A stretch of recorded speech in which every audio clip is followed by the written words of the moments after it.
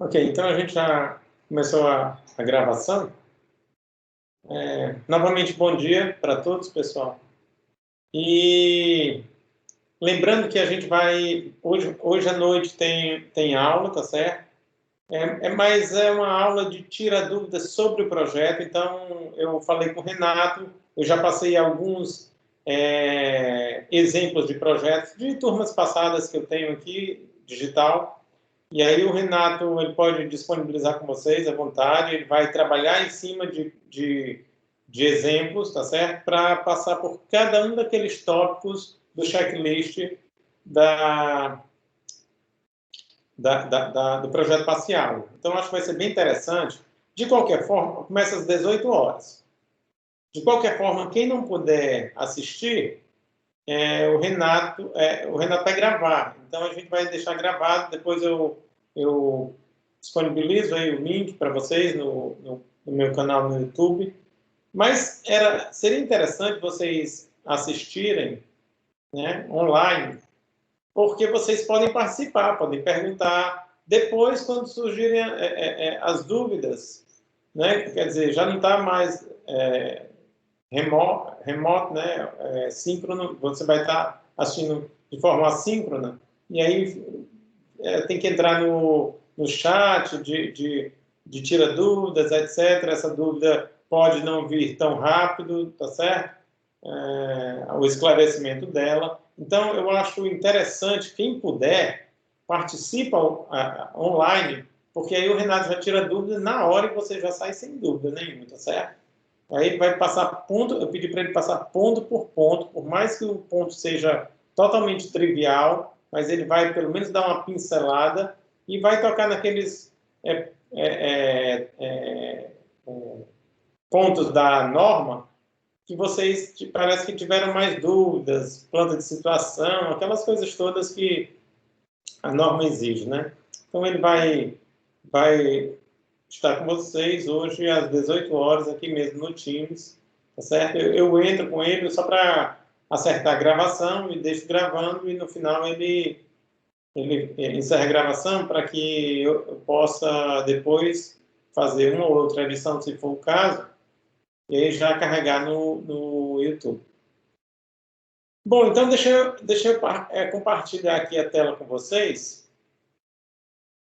Hoje a gente vai... Deixa eu ver aqui a tela que está, essa daqui. Ok. Vocês estão vendo, né? Estão tendo acesso. Sim, estamos vendo. Ótimo. Beleza.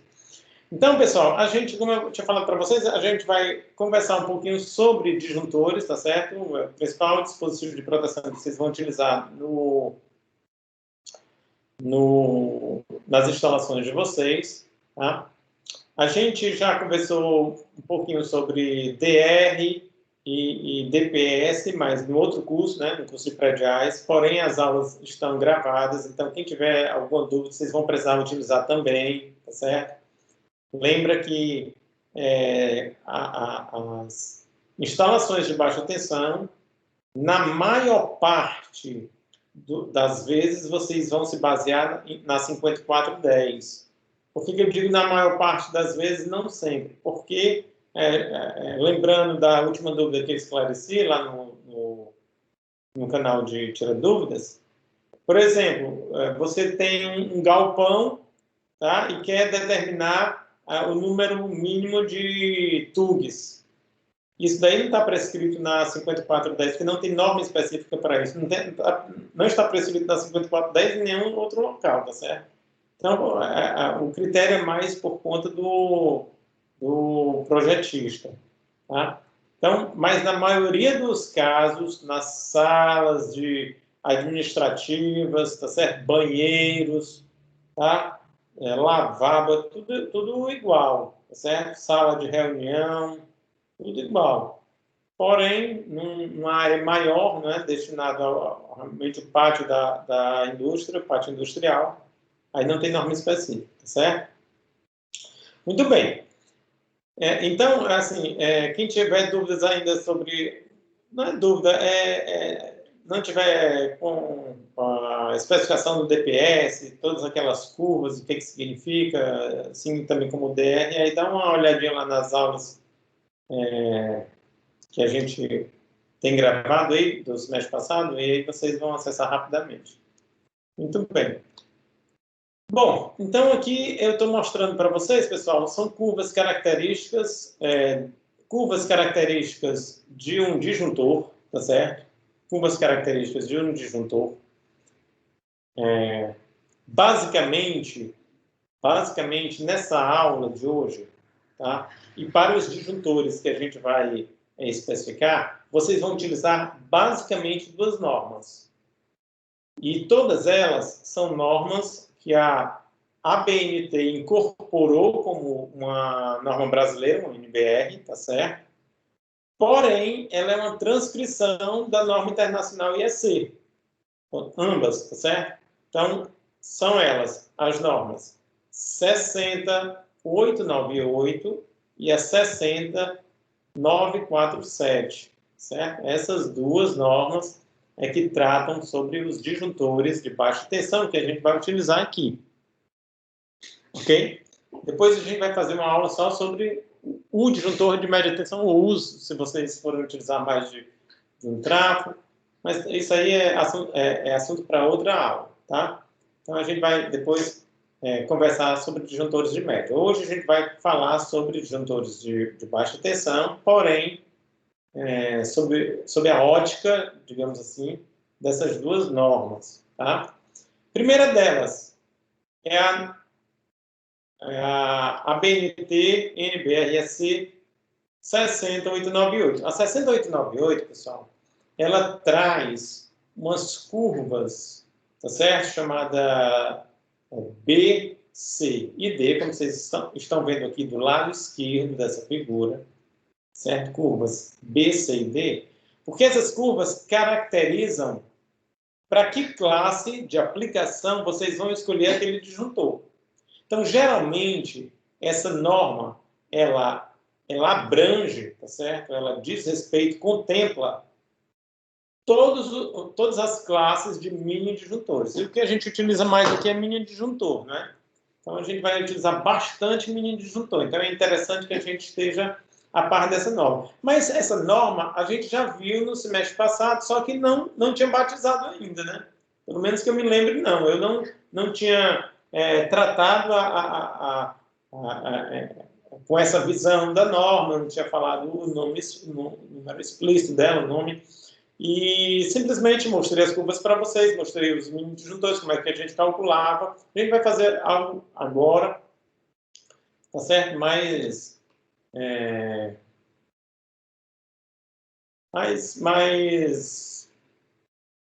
não é com intensidade profissional. Vou utilizar a palavra profissional aqui, mesmo sem caber muito, mais profissional, digamos assim, certo?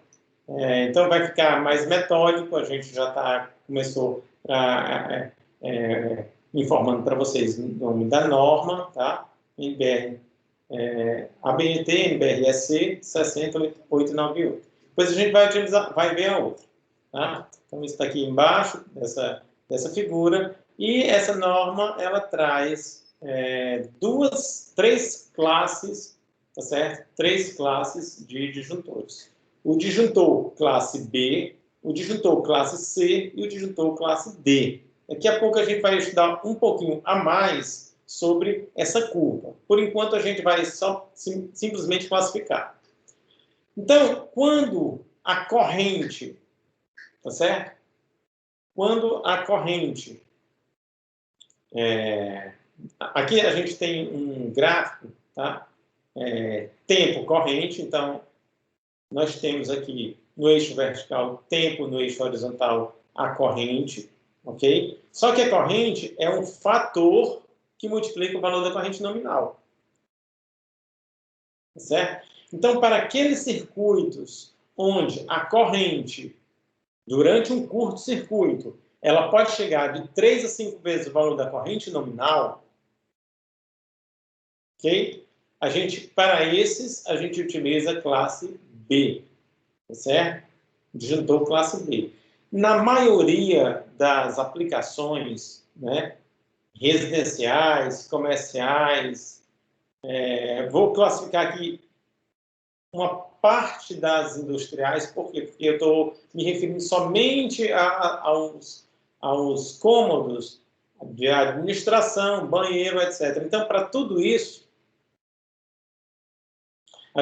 para todas essas aplicações, a gente utiliza basicamente a curva B. Então, se você chegar numa loja especializada em produtos elétricos e pedir um disjuntor, o camarada nem vai pensar. Ele vai te vender um disjuntor curva B, tá certo? Disjuntor curva B.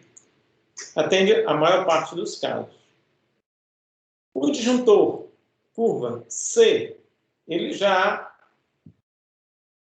trabalha numa faixa, tá certo? De uma região de curto-circuito maior, além daquele. Então, a gente está falando aí de uma corrente que pode chegar de 5 a 10 vezes a corrente nominal. Isso aqui é ótimo para motor, principalmente motor de indução.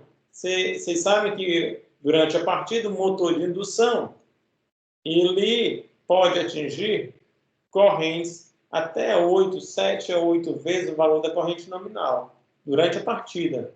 A partida do motor leva ali o quê? Depende do motor, né? 3, 4, 5 segundos.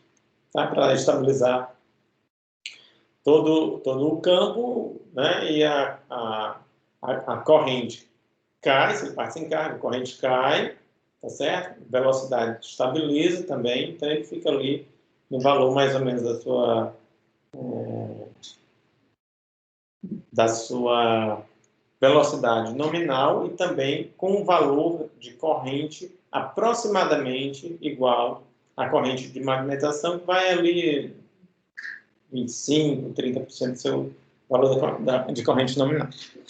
Bom, então, essa classe C ficaria para, geralmente, aplicações com partida de motor. E classe D, você poderia ter essa categoria para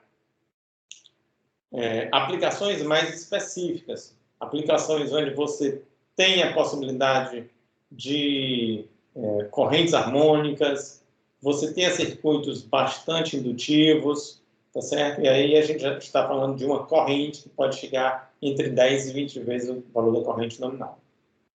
Então, vou colocar para vocês um exemplo prático. Vamos admitir que eu estou alimentando uma carga, essa carga é uma carga especial, ela tem um forte componente indutivo, e durante a partida dessa carga, a corrente pode chegar a 15 vezes o valor da corrente nominal, tá certo? Então, entre 10 e 20 vezes o valor da corrente nominal, se eu alimentar esse circuito com um sistema de proteção que esteja nessa categoria, tá certo? Um disjuntor curva D, então eu não teria problema nenhum. Porém, se eu alimento com um disjuntor curva C, esse disjuntor vai disparar durante a partida logo, tá certo? Curva B, nem pensar, né? Curva C ele dispara, imagina B, onde os valores chegam entre 3 e 5 vezes o valor da corrente nominal. É sempre interessante a gente observar essas curvas, pessoal. Vou pegar só a curva B aqui, tá certo? Curva B, estou circulando aqui. Vocês veem que a gente tem aqui uma esterese. Vocês estão vendo? Isso é bastante comum quando se trabalha com curvas características, né, de equipamentos, dispositivos, você trabalhar numa região de esterese. Por quê? Porque ali isso aqui é uma região de tolerância. Ou seja, significa dizer que se a corrente de trabalho estiver aqui dentro, tá, ele não vai disparar. Agora, se ultrapassar, ele já entende como um curto-circuito. Isso aqui é sempre interessante, essa curva, essa esterese, certo?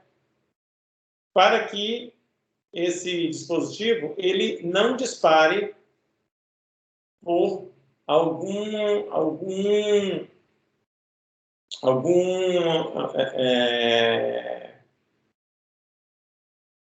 intempestivamente, tá certo? ele não dispara. Eu ia usar o termo ruído, mas ruído eu acho tão longe da gente no sentido de energia, né, para disparar um disjuntor desse.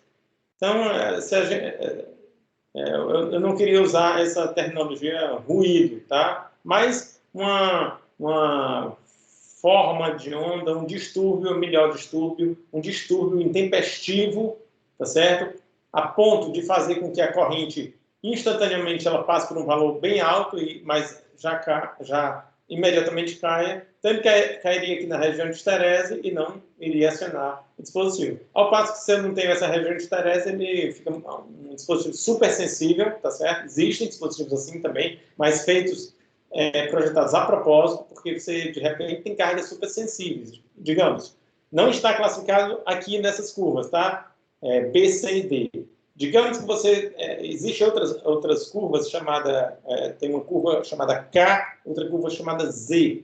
Essa curva chamada K é para dispositivos super sensíveis. Tá? Então, digamos que você esteja em um centro cirúrgico, onde os equipamentos ali são bastante sensíveis, críticos e sensíveis. Tá? Eles são críticos porque eles não podem parar. São sensíveis porque com pequenas variações, eles já comprometem o seu funcionamento, inclusive podendo ativar a proteção.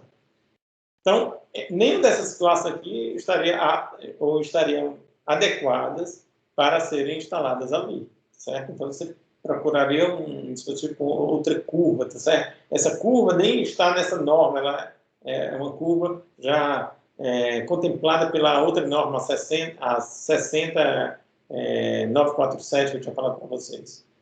Então, dessa maneira, ok, pessoal? A gente vai se adequando, profissionalmente falando, tá certo?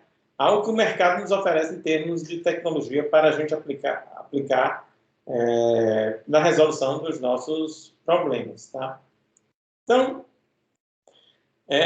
nós temos essas curvas aqui que a norma 60898 traz. Tá?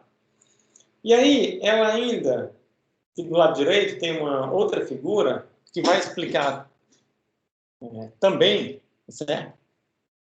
Mais sobre essa curva.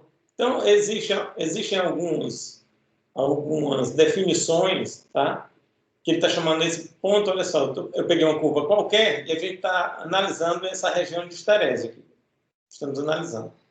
Aí, o que ele fala? Existem algumas definições que a norma traz e é muito melhor mostrar essas definições no gráfico, na curva, porque vocês captam melhor do que eu estar falando e lendo a norma, né? Então, eu acho pouco proveitoso você ficar lendo. Tem horas que não tem jeito, tem que ser assim, mas sempre que a gente pode, a gente tenta ilustrar com gráfico, que é muito interessante. Então, olha só, que o início da curva, esse K1, bem aqui, certo? K1, tá certo? Esse aqui é o que ele chama de tempo convencional de não atuação, certo? É o tempo convencional de não atuação. Depois eu vou mostrar uma tabela para vocês, onde a norma caracteriza isso aí tudo. Quanto é que tem que ser esse tempo, que fator é esse? Vocês estão vendo que isso aqui é um fator, esse K, é um fator que vai multiplicar a corrente nominal, né? Porque esse eixo aqui horizontal é o eixo de fatores que multiplicam, multiplicadores da corrente nominal, tá certo? Então, aqui, o K1 nada mais é do que seria aquele fator correspondente ao tempo convencional de não atuação. Então, a corrente bateu aqui e ainda não vai atuar, certo? Agora, se ela bater aqui no K2, olha só, pá, bateu aqui, o valor da corrente, então, aqui já é o tempo convencional de atuação. Então, K2 é um fator que corresponde ao tempo convencional de atuação, certo? E, como eu falei para vocês, isso aqui são múltiplos da corrente nominal. Múltiplos da corrente nominal. Beleza? Então, A norma, ela diz, olha, a minha norma, ela estipula que o tempo convencional de não atuação, ou o fator correspondente ao tempo convencional de não atuação ela diz o fator, 1,03, 3%. Aí diz, já para o fator correspondente ao tempo convencional de atuação, eu trabalho com 30%, então eu trabalho com 45%, então ficaria 1,30, 1,45 da corrente nominal, certo? Então ali é a condição onde o dispositivo entende que ele já começa a contar o tempo, né? Sabe que o dispositivo ele leva um tempo para atuar.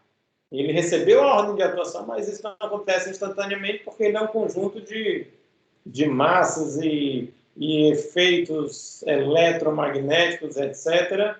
E aí tem uma inércia. Tem inércia associada e ele vai levar ali um tempo para chegar lá na atuação de fato. Mas aqui é o pontapé, tá certo? É o comando que ele recebe e entende que já deve atuar. Ok, pessoal? Então, é isso. Vamos passar para frente, porque senão a gente não anda hoje, né? Eu perdi 20 minutos só nessa primeira slide. Estou falando devagar hoje. Vamos lá. Então, como eu falei para vocês, olha só. A gente vai se basear por duas normas. 60.898 e 60.947. Todas as duas normas IEC que foram incorporadas, eu acho que em 2013, se eu não me engano. Pessoal, se a memória não me deixa mentir, 2013 foram incorporadas pela ABNT, essas duas normas internacionais. Então, olha só, tudo que for mini disjuntor, pessoal, 60.898. Então, aquelas curvas que eu falei para vocês agora, B, C e D, 60.898, todos ali se encaixam nos mini disjuntores, tá? Aí tem outros tipos de disjuntor. Olha só, disjuntor em caixa moldada, tá? Que pena que eu não estou com... Se eu tivesse... Eu não estou na UFC, né? Estou trabalhando de casa. Então, se eu tivesse na UFC, lá tem vários disjuntores caixa moldada e já mostrarei aqui para vocês. Na sala de aula eu passo para o pessoal ficar olhando. Mas não tarda em chegar isso aí. Essa semana provavelmente vou na UFC, então que tiver disjuntor, trago tudo dentro de uma sacola e na sexta-feira eu já mostro para vocês, tá? Então, existem vários tipos de classes de disjuntores, pessoal. Disjuntor motor, disjuntor de potência, disjuntor de caixa moldada, mini disjuntor, disjuntor aberto, tá certo? Isso aí para falar dos disjuntores de baixa tensão, tá? Estou falando só de disjuntor de baixa tensão, nada de média tensão, ok? O disjuntor aberto, o nome dele não é, tem nome aberto não é à toa, né? Ele não está dentro de uma caixa moldada, uma caixa fechada, muito pelo contrário, você vê todas as suas partes e você, inclusive, pode encaixar e desencaixar. Geralmente, ele é um disjuntor digital, tá certo? Ele tem uma inteligência, tá? Ele tem dois botões, né? Geralmente de liga e desliga, tá certo? É bem diferente desses que nós estamos acostumados. O disjuntor de caixa moldada é mais esses que vocês já estão acostumados a ver em QGBT, tá certo? É um disjuntor totalmente lacrado, tá? Mas é um disjuntor mais robusto, um disjuntor maior, tá certo? Nada parecido com os mini disjuntores que a gente utiliza nas nossas casas. Disjuntor que a gente utiliza em casa é o mini disjuntor, tá? Disjuntor motor é específico para partida de motores, ok? E aí, olha só, esses mini disjuntores, eu já falei para vocês, eles têm aquelas três curvas, B, C e D, tá certo?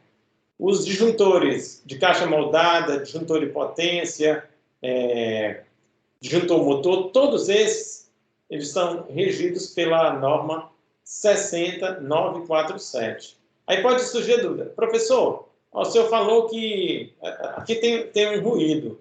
O senhor acabou de falar no disjuntor motor, né? IEC 60947, mas no slide anterior o senhor falou que ali a gente estava tratando da IEC 60898 e disse, inclusive, a curva C poderia ser aplicada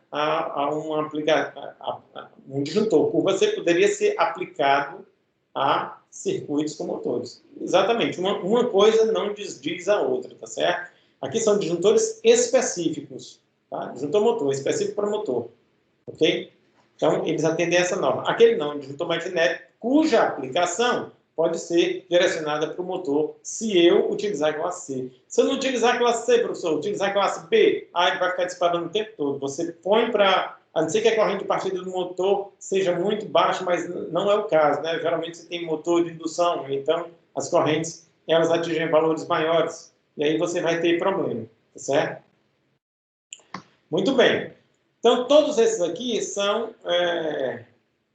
esses três últimos que eu falei para vocês são aplicados, são contemplados por essa norma 60947, enquanto os mini-disjuntores 60898, certo? Então, geralmente, os mini-disjuntores são aplicados para tensões de até 440 volts CA. 440 volts CA, certo?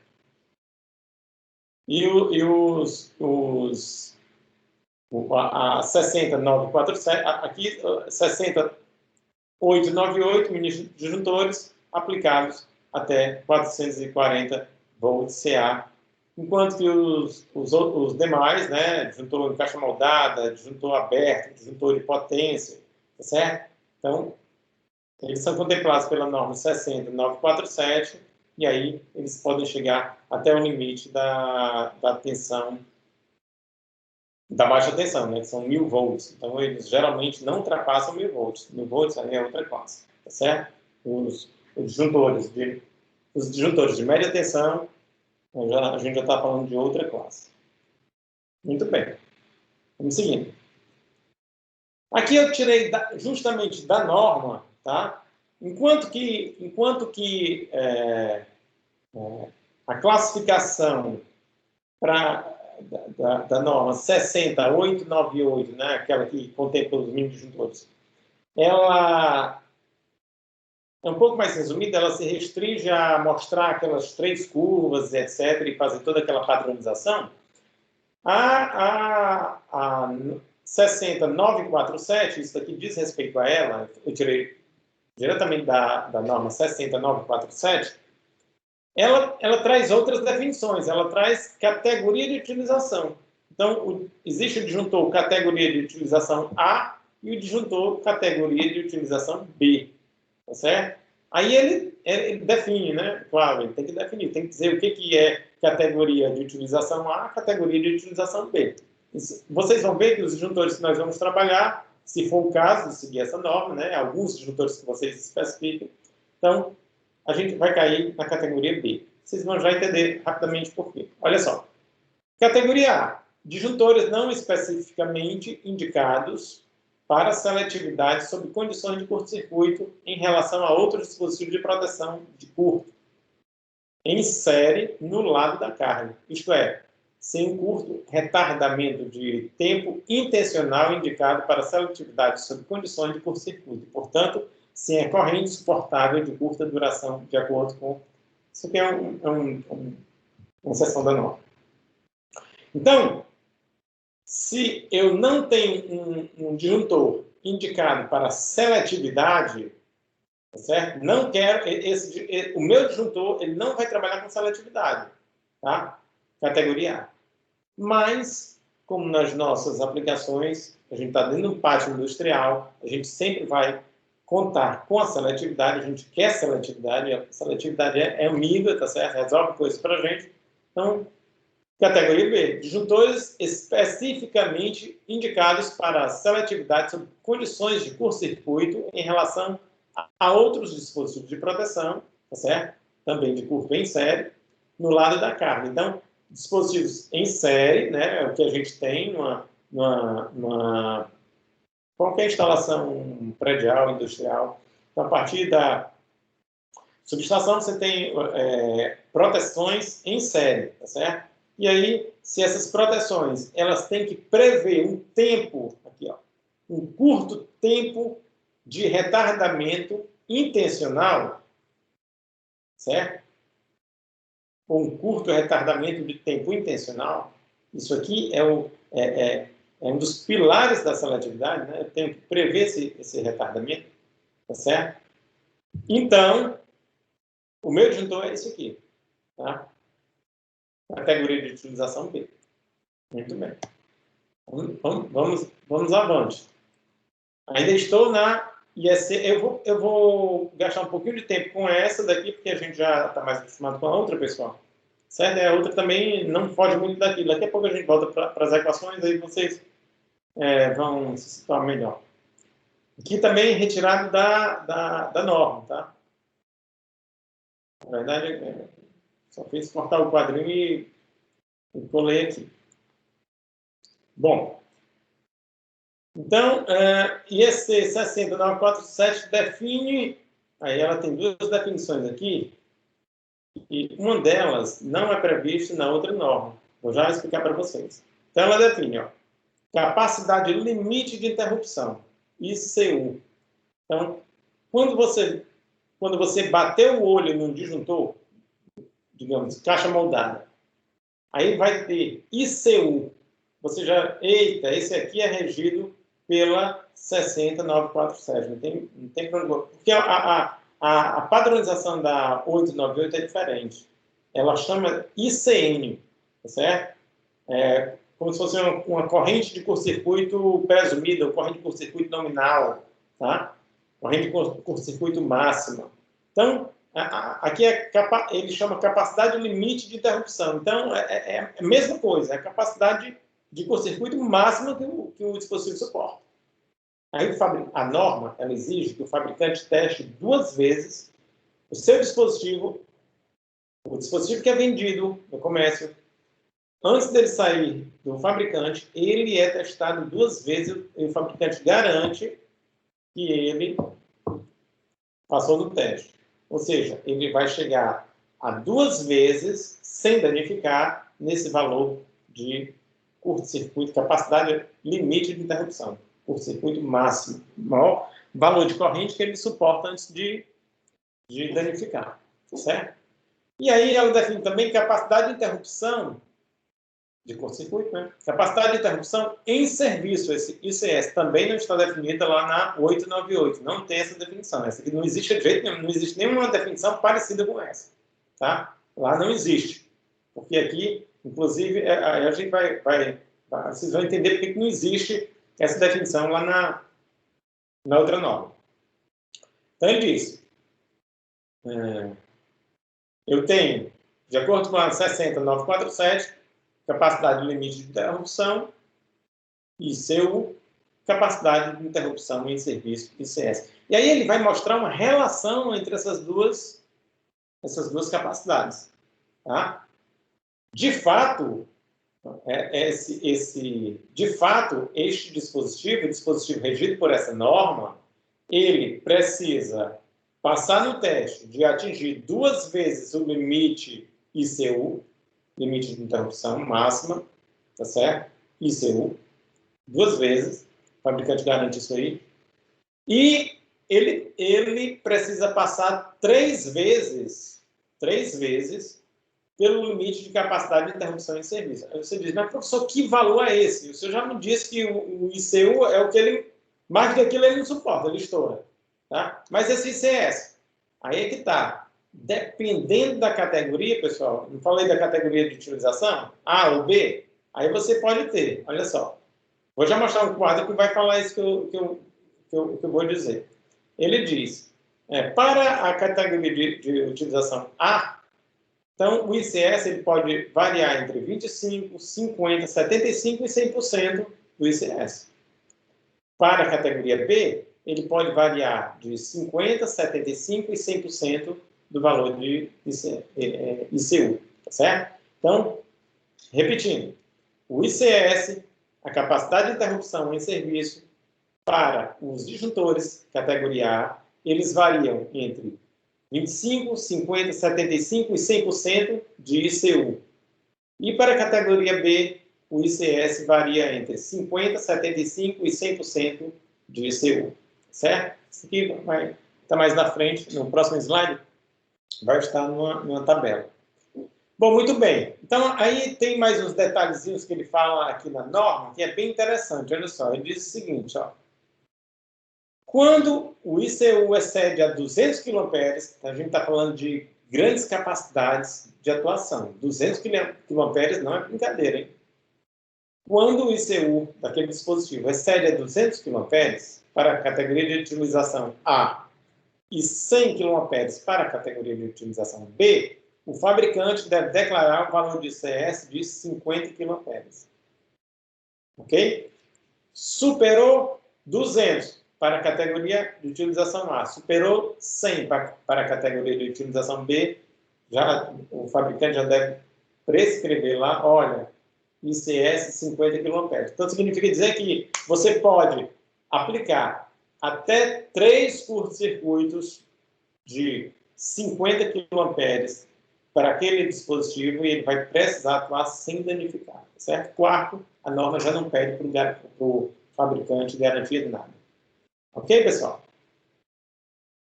E aqui só para contextualizar o que eu tinha falado ainda há pouco, categoria de utilização A, o ICS vale 25, 50, 75 ou 100% de ICU. E para a categoria de utilização B, o ICS vale 50, 75 ou 100% de ICU. Feito?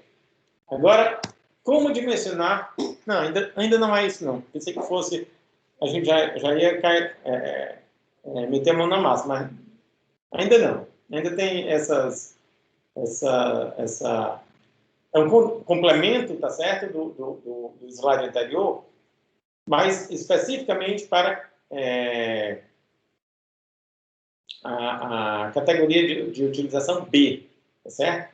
Categoria de utilização B. Então, a capacidade de interrupção em serviço é definida em função do... Aqui não é ICN, eu usei a nomenclatura da 60898, é ICU, certo? Em função de ICU, aqui seria ICU. Ok, pessoal? Sendo fixados os seguintes valores. Quando você, onde estiver ICN, vocês entendam ICU, ok? O ICN é o correspondente ICU, porém o ICU é uma nomenclatura da 60947, enquanto que o ICN é uma nomenclatura da 60898. São definições iguais, tá? Só que para ficar o mais correto aqui seria, claro, eu fiz confusão aqui, com as duas normas na cabeça e às vezes troco. Então, o mais correto era me referir sempre a nomenclaturas que a 60947 traz. Acabei me confundindo aqui, tá? Mas isso aqui entendam como ICU, é a mesma definição, porém, esse ICN é uma definição lá da 60898. Muito bem. Aí ele diz, olha, quando o ICU for menor do que 6K, ICS igual ao ICU. Quando ele estiver entre 6 e 10, ICS é 0,75 do ICU. E quando ele for maior do que 10K, 50%. Aí encaixa direitinho naquilo lá que a gente falou, tá certo? Naquilo lá que a gente falou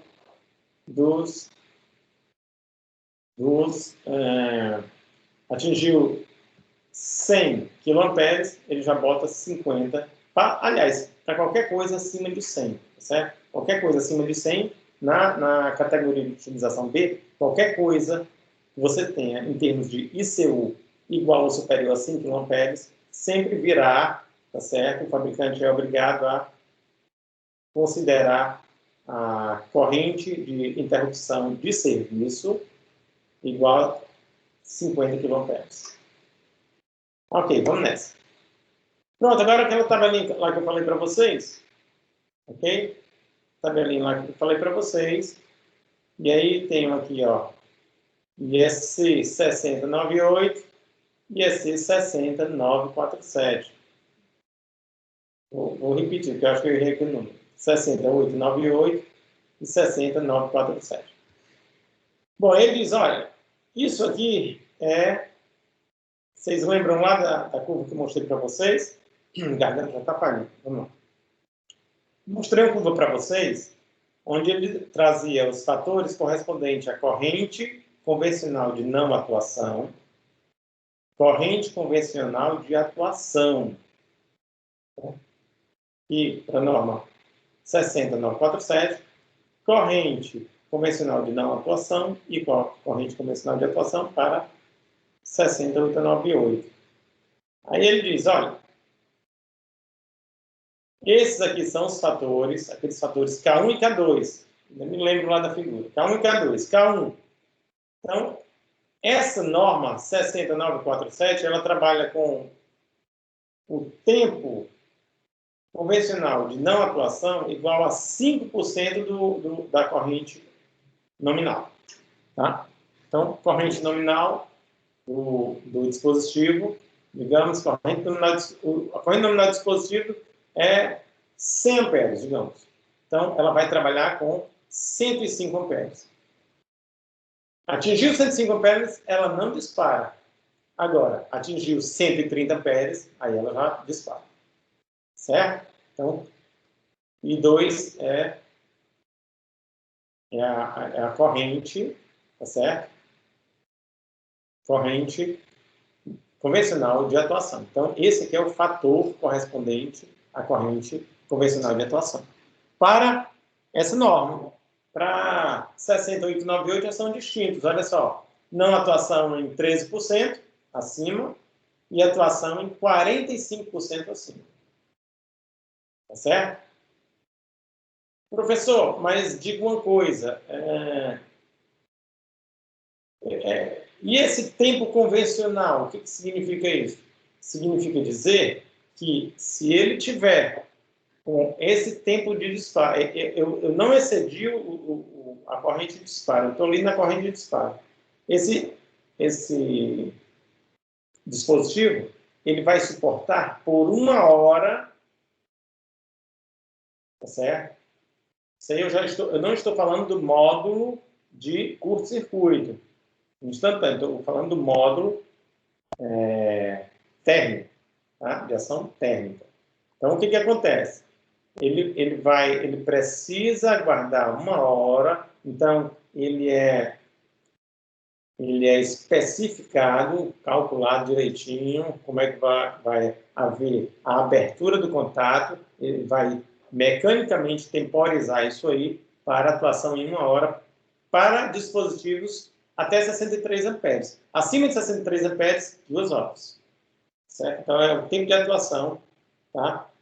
Do módulo térmico, para que ele não sofra com sobrecorrente. Então, se ele está ali dentro, mais uma vez, eu estou dentro da região de histerese, né? Eu estou dentro daquela região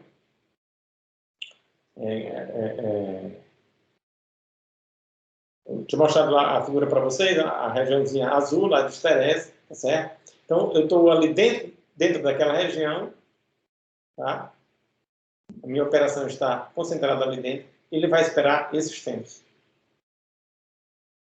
Eu não sair dali, o circuito continua operando com a corrente dentro daquela região de tolerância, então, ele vai atuar em 1 hora para dispositivos até 63 amperes e em 2 horas para dispositivos acima de 63 amperes. Ok? Então, é assim que funciona. Essa figura aqui é bem interessante, juntores modulares, tá? Então, olha só, ela é bem interessante.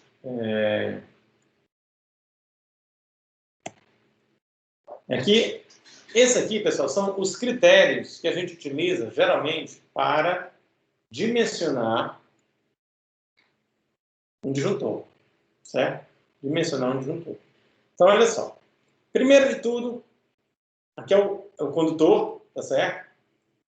Então, essas duas grandezas, essas duas correntes, tá? IZ e IB, elas dizem respeito ao condutor. E N diz respeito ao dispositivo e 2 também diz respeito ao dispositivo. Ok? Então, a gente vai entender da seguinte forma. Premissa básica para a correta dimensionamento de um disjuntor. A corrente de projeto nunca pode ser superior à corrente nominal do dispositivo, porque senão ele iria atuar sempre. Então, a corrente de projeto sempre inferior à corrente do dispositivo. Corrente nominal do dispositivo. Corrente de projeto sempre inferior à corrente nominal do dispositivo. Então, aqui é um eixo crescente da esquerda para a direita. Então, corrente de nominal maior do que a corrente de projeto. Porém, a corrente nominal do dispositivo não pode ser maior do que a capacidade máxima, tá certo? De condução deste cabo, deste condutor. Capacidade máxima de condução deste cabo é o que a gente conhece por IZ. Então, este camarada nunca pode ser superior a IZ. Certo? Aí você diz, professor, então significa dizer que eu tenho que saber o método de referência. Com toda certeza. Porque o método de referência é que vai qualificar, vai te colocar, tá certo? É claro que a gente está falando de baixa tensão aqui. Então, a gente vai lá para 5410, etc e tal, e aí ele vai te qualificar A1, A2, B1, B2, C, D, E, F.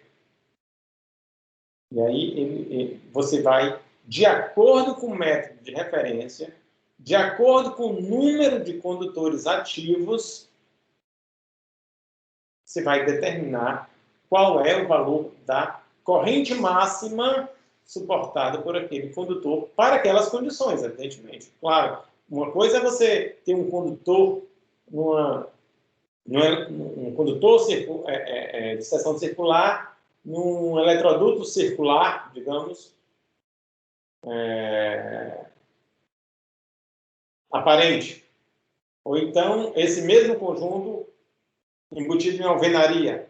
Ou então, o eletroduto embutido em alvenaria, porém não tem um condutor, tem um 8. Então, são condições totalmente distintas. E elas é quem vão dizer qual é o limite que aquele condutor suporta para aquelas condições. Então, isso daí ela vai me dizer um Z. E aí eu vou encaixar de acordo com o padrão comercial de escalonamento, né, dos fabricantes. Qual é o meu disjuntor? 10, né? Começa com 6, né? 6, 10. Tem alguns, antigamente passava para 16, mas agora tem 15. Eu já vi de 15, 16, 20, 25, 32, 40, 50, 63. Entendeu? Por aí vai. O que acontece? Essa aqui não é a única, certo? Essa não é a única premissa. Existe essa outra aqui. Tem essa aqui, né, professor? Tem. E aí, tem um detalhe, olha só. Quando você está na categoria dos mini-disjuntores, olha só. Na categoria dos mini-disjuntores, esse fator, tá certo? Que é o fator que iria disparar a corrente convencional de atuação, é exatamente igual ao fator da equação. Então, quando você coloca de um lado 1,45 e 2 aqui, do outro lado tem 1,45 e Z, o I2 fica menor do que o IZ. Tá certo? Então, ele tem que disparar para um valor menor do que o IZ. Ela não pode ultrapassar. Diretamente. Ok?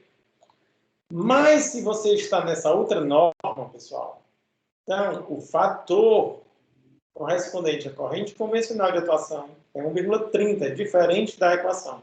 Então, para cá, eu tenho que ter 1,30 vezes I2. 1,30 vezes I2 tem que ser menor do que 1,45 Z. Tá certo? Então, tem essa pequena diferença entre as normas. Tá? Entre as normas.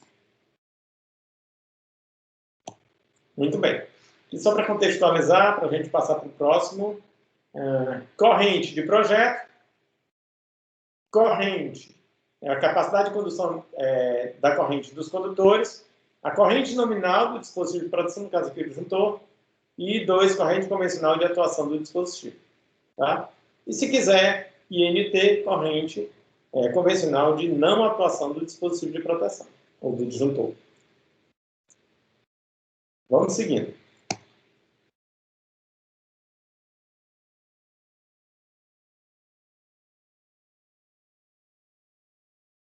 Bom, isso aqui só para lembrar, tá certo? Só para lembrar, a gente ainda está na 60898, então esses valores aqui que definem as curvas B, C e D para esta norma. Então, se eu estou com correntes entre 3 e 5 vezes o valor da corrente nominal, classe B, classe C entre 5 e 10 e classe D entre 10 e 14, mas existem muitas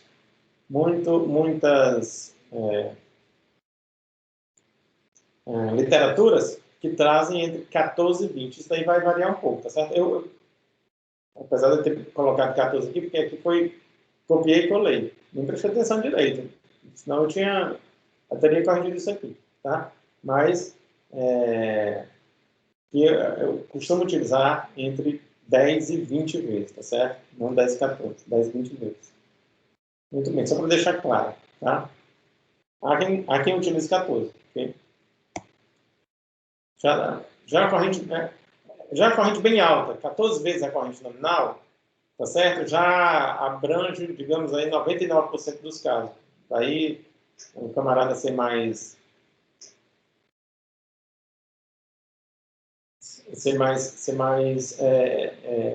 específico, né, nesse número 14, tá? Tudo bem. Então, vamos lá. Aqui, ali eu estava falando da sobrecorrente, tá? A gente tem que analisar também o curto-circuito para saber qual é a capacidade de interrupção desse danado aí, do disjuntor. Tem que saber em quanto tempo ele é capaz de interromper. Então, a primeira coisa que eu tenho que fazer, tá certo? A primeira coisa que eu tenho que fazer é fazer esse teste. Se a corrente de ruptura do dispositivo de proteção ela é maior ou igual à corrente de curto-circuito presumida no ponto da instalação. E a corrente de curto-circuito presumida é aquela que vocês vão calcular de acordo com a teoria que a gente já viu, tá certo? Que vocês vão calcular ou que vocês vão simular. Vocês podem também fazer a simulação. Inclusive, eu ainda estou pensando como é que eu vou fazer, mas a gente vai fazer uma aula sobre PTW, um simulador de curto-circuito bem interessante. E aí eu não sei se eu faço online ou preparo uma aula para vocês testarem, tá certo? E depois trazerem as dúvidas. Talvez seja melhor online, tá? Pego um caso e vou montando com vocês, vou fazer a parametrização toda e a gente estuda os curto-circuitos. E aí ele mostra também todos os cálculos, como é que é feito, ele tem um relatório bem completo e vocês podem até fazer imitando para ver se bate mais ou menos. Sempre vai ter uma coisinha ou outra, porque como ele pega dispositivos, as características dos dispositivos reais, né, ele tem uma biblioteca gigantesca, então pode ser que dê, mas é pouca coisa que diferencia.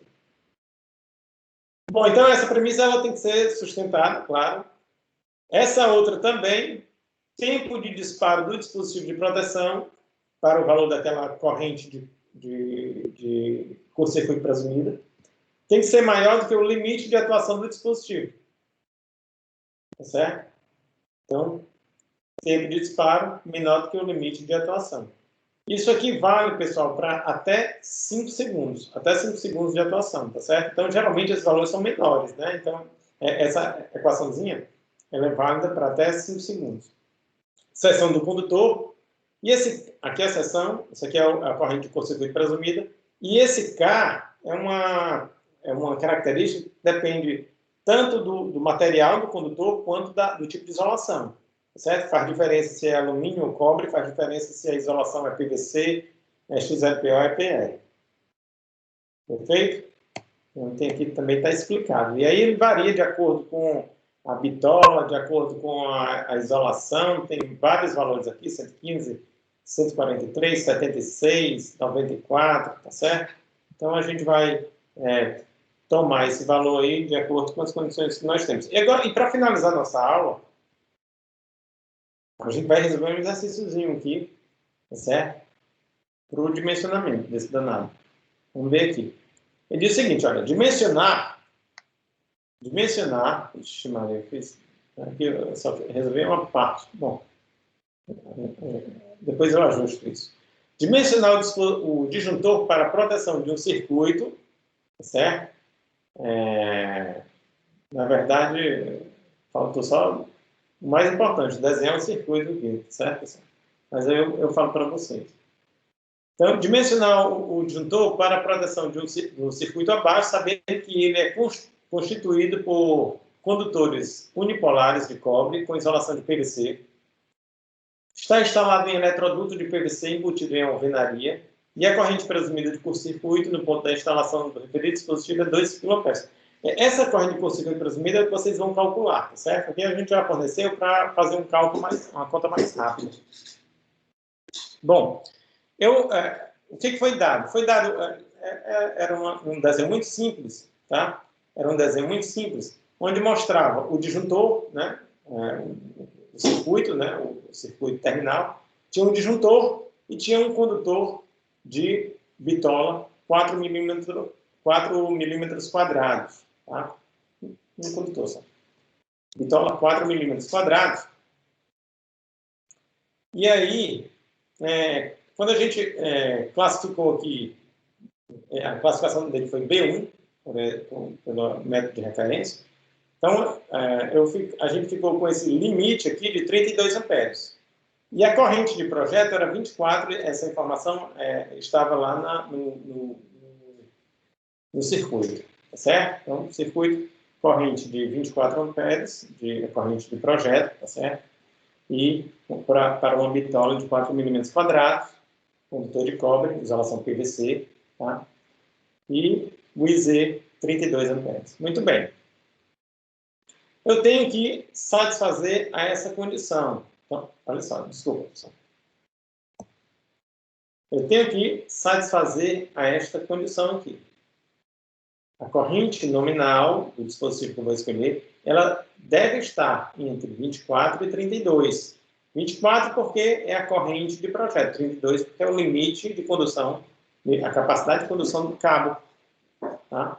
Então, existe um valor comercial? Existe, 25 amperes. Então, foi esse que eu escolhi. A condição foi atendida. Certo? Vamos ver se a gente atende as outras. Muito bem. Olha só. Sobrecarga, ainda. Segunda condição tem que ser atendida. Então, isso aqui é um mini disjuntor, tá certo? E para os mini disjuntores, o I2 é 1,45 vezes IN, tá? Isso aqui é atendendo a norma 60898. Se fosse 60947, o I2 seria igual a 1,30 vezes IN, certo? Pela tabelinha que eu mostrei para vocês há 2 slides atrás. Então, eu fiz as contas, olha só. O valor da corrente nominal do disjuntor deu 36,25. O valor vezes 1,45 vezes o 32 deu 46,4. Então, essa condição também foi satisfeita. Certo? Essa condição também. Para esse caso, como eu falei para vocês, ela quase sempre vai ser satisfeita. Se você satisfizer a primeira, ela também será satisfeita, porque os fatores são exatamente iguais. O fator que a norma traz, esse aqui, o fator que a norma traz é justamente igual ao fator do equacionamento, da premissa, pela segunda condição, que deve ser satisfeita, tá certo? Então, quanto a isso, ok. Agora a gente vai lá para o curto-circuito. O circuito, lembrando, a gente tem que calcular, tá certo? Qual o limite de interrupção desse camarada, tá? Aí como é que a gente fez aqui? Olha só. Essa primeira condição tem que ser satisfeita, tá? A capacidade de interrupção tem que ser maior do que a corrente de curto-circuito presumida. Corrente de curto-circuito presumida de 2 kA. Aí, o que eu fiz? Fui lá no manual do fabricante. Aí, um fabricante que eu gosto pra caramba, Piau Legrand, certo? Tem uma gama enorme de disjuntores. Fui lá nos monopolares, 25 amperes. Tanto faz 110 quanto 220. A curva é a mesma. E a capacidade de interrupção é 4,5 kA. Então, mais uma vez, essa daqui foi satisfeita. Então, escolhi esse camarada aqui, ó, cuja capacidade de interrupção vale 4,5 kA, maior do que a capacidade digo melhor, do que a corrente de curto-circuito presumida naquele ponto. Mas tem mais coisa. Vamos ver os tempos. Isso aqui é a curva do próprio dispositivo, tirado lá do manual, um dos manuais da Piau Legrand, tá certo? Para esse modelo, tá? Então tem aqui, ó, toda a curva, B, C, D, etc, etc. E aí a gente vai fazer aquela continha. Primeira coisa, consultando a curva, o que eu fiz? O valor eu quero descobrir o fator, né, esse fator aqui. Então, o valor da corrente de curto-circuito presumida, 2.000 dividido por 25, que é a corrente nominal do dispositivo, deu 80. Então, venho aqui, ó, lá no 80. Nem precisava, né? E o 20 já dava. Então, 80 estaria aqui. Então, um tempo de 10 milissegundos. Então, tempo TDD, 10 milissegundos. Tá certo? Eu só tenho que garantir que esse tempo é maior do que essa condição aqui. Essa condição é a condição limite máximo, não pode passar não, certo? Porque o condutor só suporta isso, tá? O condutor, para essas condições, 2.000 amperes passando por ele, tá certo? Com uma bitola de 4 milímetros quadrados, para as condições dele de ser de cobre e também com isolação de PVC, essa constante K é igual a 115, eu teria um tempo, no máximo, de 230 milissegundos. Mas ele vai atuar em 10 milissegundos. Então, essa condição também foi satisfeita. Pronto. Então, aqui, pessoal, com isso, vocês fazem todos os cálculos que permitem que vocês façam ou apresentem uma especificação super adequada dos dispositivos de proteção de vocês, no caso aqui, o disjuntor. Certo? Então, aqui são todos os cálculos que vocês precisam apresentar para a especificação do dispositivo, porém, existe um cálculo anterior, que é o cálculo da corrente de curto-circuito presumida, que vocês vão fazer como a gente já discutiu, quer dizer, apresentou, discutiu, a gente chegou a discutir, a gente ainda vai fazer uma aula de tira dúvidas sobre isso, tá certo? Mas a gente apresentou em videoaulas passadas. Perfeito? Bom, então era isso que eu tinha para falar, para explicar para vocês hoje, pessoal. E aí eu vou ficar aqui com o microfone desligado, quem quiser tirar alguma dúvida sobre essa aula.